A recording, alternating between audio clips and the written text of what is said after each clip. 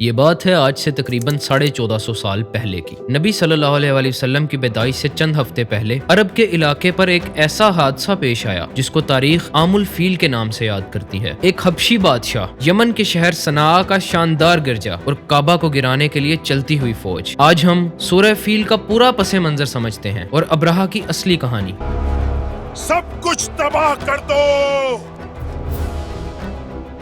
ابرہہ الاشرام حبشہ یعنی ایتھیوپیا کا ایک کرسچن کمانڈر تھا۔ پہلے عام فوجیوں میں شامل تھا، کچھ روایات کے مطابق غلام بھی رہا، مگر اقسم کی جب یمن پر چڑھائی ہوئی تو ابرہہ نے اپنی طاقت اور چلاکی سے پورے علاقے پر اپنا قبضہ کر لیا۔ تھوڑی ہی دیر میں وہ یمن کا حکمران بن گیا۔ ابرہہ نے صنعاء کو اپنی امپائر بنایا، ٹریڈ، سیاست اور عرب قبائل کے ساتھ روابط مضبوط کیے، لیکن اس کا سب سے بڑا مقصد صرف حکومت نہیں تھا، اس کی نظر عرب کی لیڈرشپ اور دین کا مرکز یعنی کعبہ پر تھی۔ ابرہہ نے صنعاء میں ایک عظیم گرجا بنوایا جس کا نام تھا القلیس۔ یہ عربیہ کا سب سے شاندار چرچ تھا۔ ابرہہ چاہتا تھا کہ عرب کے لوگ کعبہ کی جگہ اس گرجے کا طواف کریں، یعنی اس کا مقصد تھا دین کا مرکز مکہ سے نکل کر صنعاء شفٹ کر دیا جائے، لیکن عرب اس بات کو قبول نہ کر سکے۔ ابرہہ چاہتا تھا کہ جو دور دور سے حاجی مکہ آ کے مکہ کو فائدہ دیتے ہیں وہ فائدہ اس کے شہر صنعاء کو پہنچے، لیکن عرب اس بات کو قبول نہ کر سکے۔ پھر ایسا ہوا کہ کنانہ قبیلے کا ایک آدمی چھپ کر اس گرجے میں گھس گیا اور اس کو ناپاک کر دیا۔ خیر،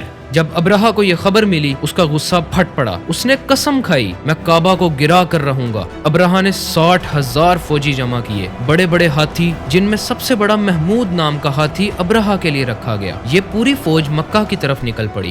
المغمس کے علاقے میں ابرہہ نے قریش کے گھر اور جانور قبضے میں لیے، اور جیسے ہی وہ کعبہ کے قریب پہنچا اس نے اس وقت کعبہ کے نگران کو طلب کیا جو کہ نبی صلی اللہ علیہ وسلم کے دادا حضرت عبد المطلب تھے۔ جب حضرت عبد المطلب ابرہہ کے پاس پہنچے تو انہوں نے ان سے مطالبہ کیا کہ میرے اونٹ مجھے واپس کر دو۔ تو ابرہہ نے پوچھا، تم اپنے اونٹوں کے لیے آئے ہو، کعبہ کے لیے نہیں؟ اونٹ میرے ہیں، کعبے کا مالک اللہ ہے، اس کو وہ خود بچا لے گا۔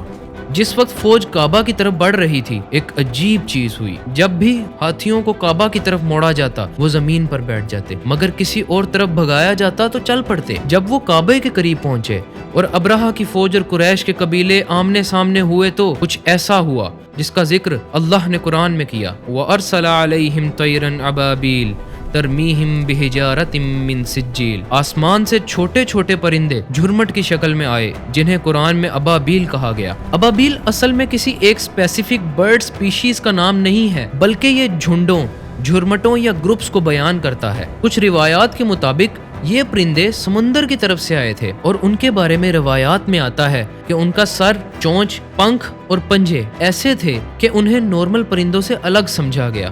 ان کے سر شکاری جانوروں جیسے تھے، ان کے پنکھ پرندوں جیسے تھے اور ان کے پنجے بڑے بڑے تھے، بلکہ یہاں تک آتا ہے کہ ان کے پنجے کتوں کے جیسے تھے۔ اور اس طرح جانیے کہ اس طرح کے پرندے نہ کبھی تاریخ میں اس سے پہلے دیکھے گئے تھے نہ اس کے بعد کبھی دیکھے گئے، جیسے کہ کوئی ایسے پرندے جو اس دنیا کے تھے ہی نہیں، جن کو اللہ نے خاص اس مقصد کے لیے بھیجا ہو۔ یوں معلوم ہوتا تھا کہ وہ کسی اور ہی جہاں سے آئے ہوں۔ تفسیر کے مطابق ہر پرندے نے اپنی چونچ یا پنجے میں کچھ چھوٹے چھوٹے مٹی کے کنکر اٹھائے ہوئے تھے جو وہ فوج کے سپاہیوں پر گراتے تھے۔ جس طرح ان پتھروں نے فوج کو نشانہ بنایا، ان پر گرتے تو ان کے سر سے اندر جا کر جسم کے دوسرے حصے سے نکلتے تھے، یعنی اتنا خطرناک اثر کہ جب ابرہہ کی فوج پر گرے تو لشکروں کو پھاڑ ڈالے، جو بھاگے راستے میں مر جائے۔ اور یہ پتھر جو ابرہہ کی فوج پر گر رہے تھے یوں معلوم ہوتا ہے کہ جیسے وہ پتھر بھی اس دنیا سے نہیں تھے۔ ایک روایت میں یہاں تک آتا ہے کہ وہ پتھر کالے سرخ رنگ کے تھے جو عرب کے لوگوں نے بہت دیر تک اپنے پاس سنبھال کر رکھے۔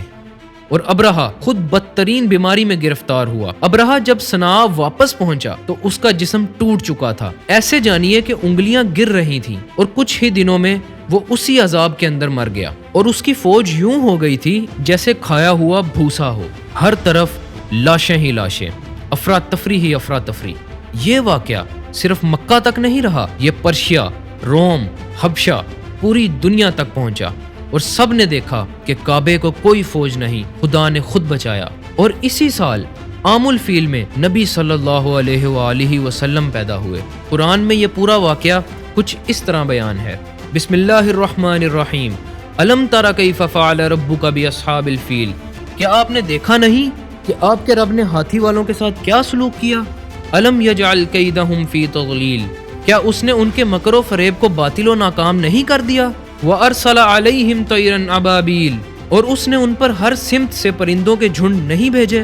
तरमीहिम बिहिजारतिम मिन सिज्जील, जो उन पर कंकरीले पत्थर मारते थे। फजअलहुम कअस्फिम मअकूल, फिर अल्लाह ने उनको खाए हुए भूसे की तरह पामाल कर दिया। ये थी अब्रहा की कहानी, एक बादशाह जो अरब पर हुकूमत चाहता था, मगर जब अल्लाह के घर पर नजर उठाई तो दुनिया ही उलट गई। सूरह फील हमें याद दिलाती है, जब अल्लाह किसी चीज को हिफाजत देना चाहे तो हाथियों की फौजें भी रेत की ढेर बन जाती हैं।